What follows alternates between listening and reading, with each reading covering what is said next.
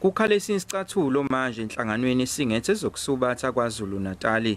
Umengameli omusha lenhlangano Steve Mkasi uthembisa likhulu olufaka phakathi ukulekelela abaqeqeshi abazohlonza baphinde bathuthukise ithalente kusukela emazingeni aphansi.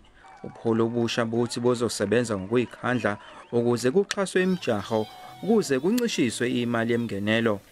Kepha-ke okokuqala ukukhuculula lenhlangano ibisematheni ngaba icebisa bona ngokudla imali ebekelwe ukuthuthukisa lomkhakha.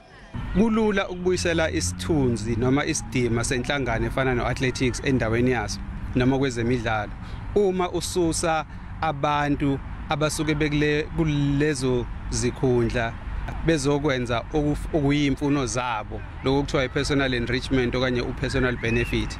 Amaqembu abasubathi akhombisa uba nethemba ebuholini obusha be-Natal Athletics.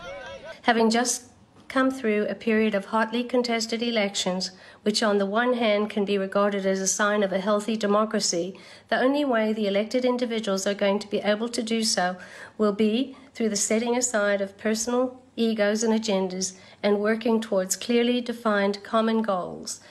Nabasubathi balindele likhulu kuyiphathimandla. Usuhole kahle ngokweqiniso wenze konke okusemandleni wakho ukuthi ama-athletes athokozile. I'm 100% behind the development of children, especially in the rural areas.